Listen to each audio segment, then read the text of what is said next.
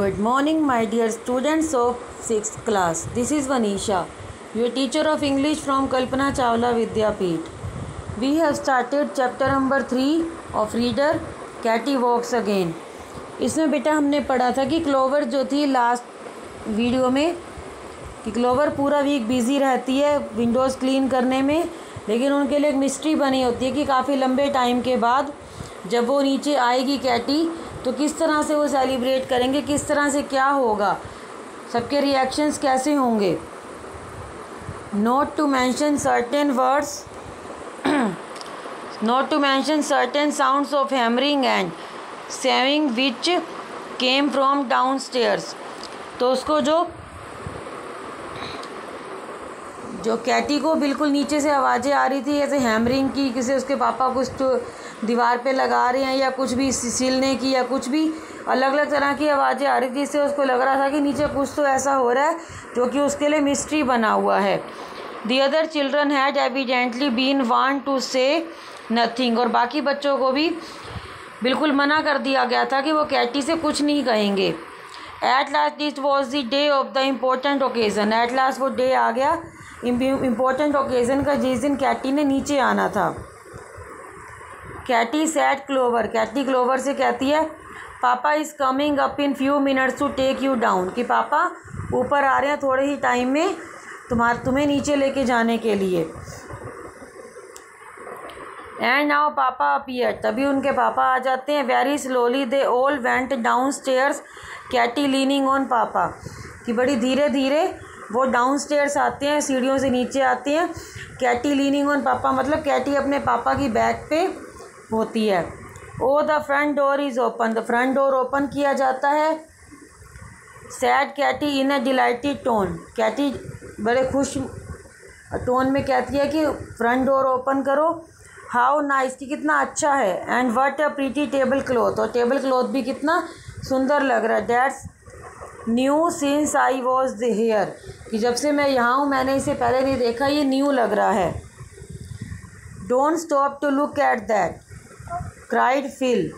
और फिल जो था who seemed in a great hurry about something. Phil जो था वो कहता है कि डोंट स्टॉप, कि रुको मत, सब कुछ देखते रहो, क्योंकि बिल्कुल बहुत जल्दी में वो कहा गया था. इट्स नॉट न्यू, ये नया नहीं है. It has been there ever and ever so long. Come in to the parlour instead. वो कहता है कि ये नया नहीं है, तुमने ये काफ़ी टाइम के बाद देखा है इसलिए तुम्हें ऐसा लग रहा है. Come in to the parlour instead. Parlour होता है बेटा सीटिंग रूम, तो वो उसको पार्लर में आने के लिए कहता है अपने घर में. यस सैड पापा dinner is not quite ready yet. तो उसके पापा कहते हैं कि डिनर अभी तक तैयार नहीं हुआ है. You will have time to rest a little after you walk downstairs.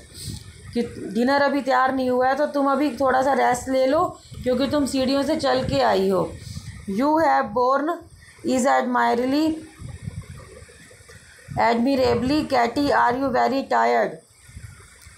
तो वो उसको एडमायर करते हुए उसके पापा बोलते हैं, उसकी प्रशंसा करते हुए, क्या तुम थक गई हो.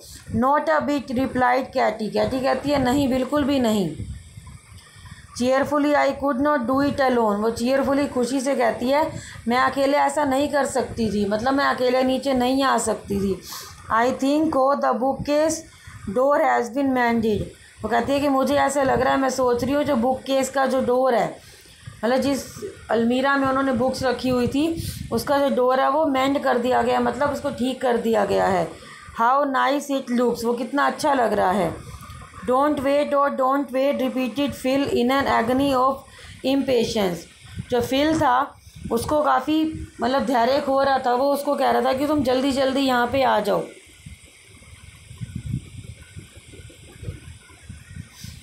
सो they moved on. Papa open the parlour door. इसलिए वो चलते हैं और पापा पार्लर का डोर ओपन करते हैं, मतलब सीटिंग रूम जो उनका था उसका डोर ओपन करते हैं. Katy took one step into the room then stop. Katy room में एक स्टेप जाती है और वहाँ पे रुक जाती है. The colour flushed over her face and she held the door knob to support herself. उसके जो फेस का कलर है वो चेंज हो जाता है, मतलब उसका फेस बिल्कुल रेड हो जाता है और वो डोर नॉब को पकड़ लेती है, जो डोर का खोलने के लिए लगा होता है, नोब उसको सपोर्ट लेने के लिए पकड़ लेती है। व्हाट वाज इट शी सा, उसमें ऐसी क्या चीज़ थी वो जो देखती है वो। Not merely the room itself with its fresh curtains and vases of flowers, उसमें क्या नया था कि रूम ही बिल्कुल उनको नया नहीं लग रहा था, बल्कि उसमें कर्टेंस भी फ्रेश थे, नए थे, और जो वासीज ऑफ फ्लावर्स हैं कि कुल जो वासीज थे वो फ्लावर्स के वो भी न्यू थे। Nor even the white beautiful window which had been cut towards the sun of the inviting little couch and table which stood there, तो उसको वहाँ पे सब कुछ नया लग रहा था। उसको विंडो भी नई लग रही थी जिसमें कि सूरज की रोशनी आती थी, और जो काउच था जिसके ऊपर सभी लोग बैठते थे, और टेबल जो कि वहाँ पे रखी हुई थी एविडेंटली फॉर हर, उसके लिए सारा इंतजाम किया गया था। No there was something else, उसको लग रहा था कि यहाँ पे इसके अलावा भी कुछ है। The sofa was pulled out and there upon it supported by pillows, कि सोफ़ा को खींचा गया और वो पिल्लो से उसको सपोर्ट दिया गया था। ले कज़न हेलन, और उसके ऊपर सोफ़ा पे उसकी कज़न हेलन थी, वो वहाँ पे बैठी हुई थी। Her bright eyes were turned towards the door, उसकी जो आंखें थी वो डोर की तरफ देख रही थी। When she saw Katy she held out her arms, जब उसने कैटी को देखा तो उसने अपनी आर्म से मतलब उसको हग करने के लिए वो मिलने लगी।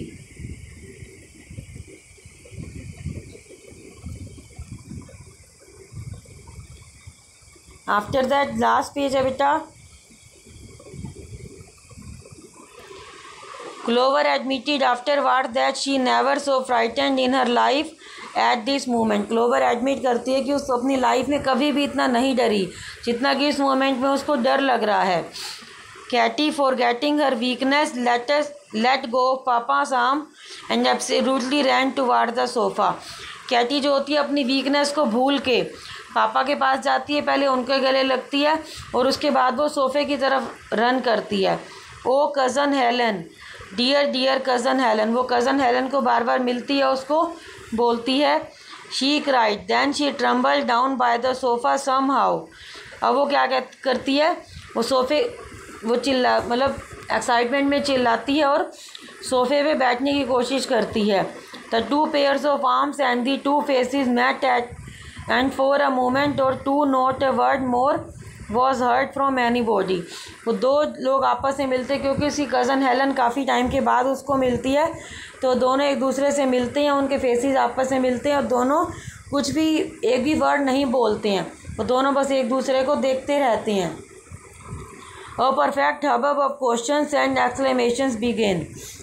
उसके बाद क्या होता है, तो दोनों एक दूसरे से सेम टाइम पे बहुत सारे क्वेश्चंस पूछने लग जाती हैं और उनका जो एक्सक्लेमेशन होता है, हैरानी होती है एक दूसरे को देख के, वो भी शुरू हो जाती है। Cousin Helen is going to stay 3 weeks this time. अब वो बोलते कज़न हेलन यहाँ पे अब 3 वीक्स के लिए रहेंगी। इज़ नॉट दैट नाइस, क्या ये अच्छी बात नहीं है? आस्क एल्सी, एल्सी कहती है, एल्सी पूछती है। While Clover and Cecily question, और एल्सी क्लोवर भी पूछती है, are you sure that you did not suspect not one bit. अब वो कहती है क्या तुम पक्की बात है कि तुम हमें झूठ नहीं बोल रहे, तुम यहाँ पे 3 वीक्स के लिए रहोगे। Not the least tiny weeny mite, ये नहीं कि तुम थोड़े टाइम के लिए यहाँ पे आए हो, जैसे पहले वो थोड़े टाइम के लिए आती थी उनकी कज़न, फिर चली जाती थी, लेकिन अब वो 3 वीक्स के लिए आई थी। No indeed not the least, वो कहती है कम दिन के लिए मैं नहीं आई हूँ।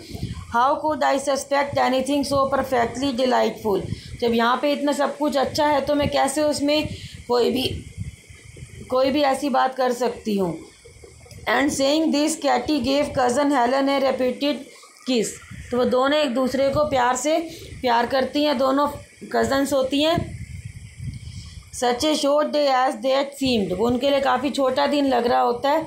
There was so much to see, to ask about, to talk over, the hours flew and even evening dropped upon them all like another great surprise, कि उनके लिए काफ़ी छोटा दिन उनको लग रहा होता है, लेकिन अभी भी बहुत कुछ होता है देखने के लिए, बात करने के लिए और पूछने के लिए। कुछ ही घंटे बचे होते हैं शाम को और फिर भी उनके लिए ग्रेट सरप्राइज़ होता है।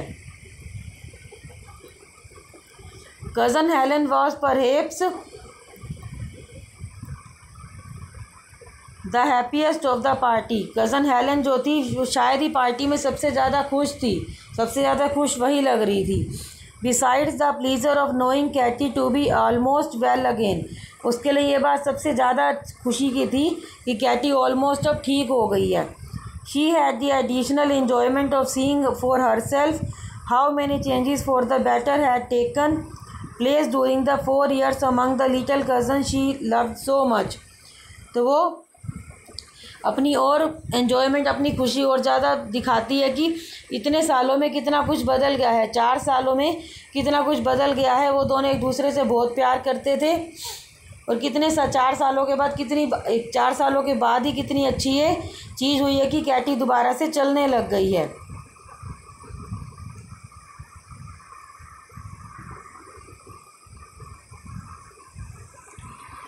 Dear Katy she said a day और 2 आफ्टर हर अराइवल, कि अपने आने के 1 या 2 दिन के बाद वो कहती है this visit is a great pleasure to me, कि अब का जो आना है मेरा ये मेरे लिए बहुत अच्छी प्लीज़र की बात है, आनंद देने वाली बात है।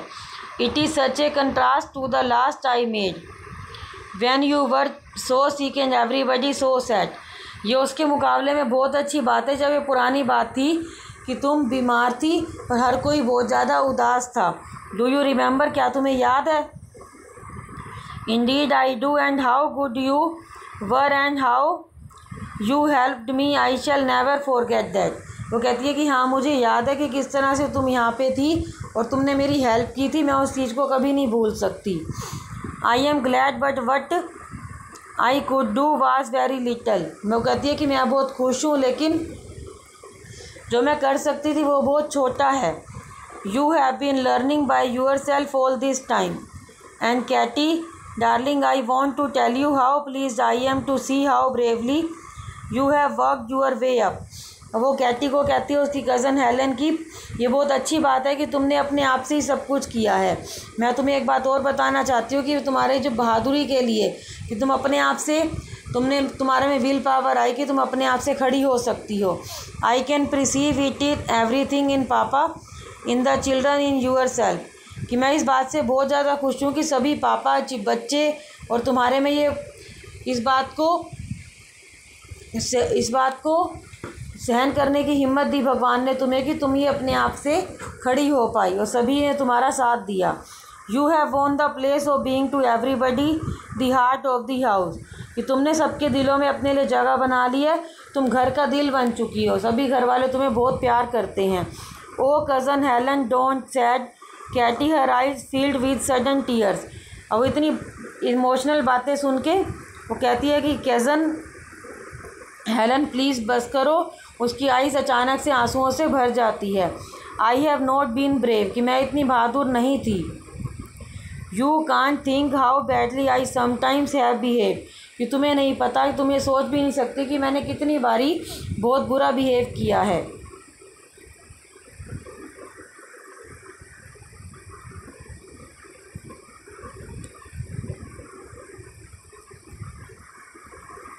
It is too delightful to have you praise me but you must note I don't deserve it.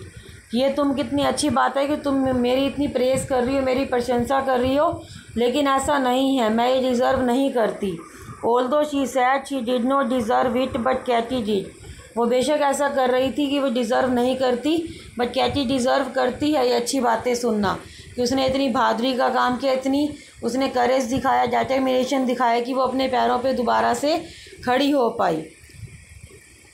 तो बेटा ये चैप्टर आपका यहाँ कंप्लीट होता है। Hope you understood it well.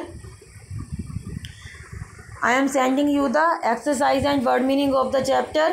Please do it yourself, please do in your notebook.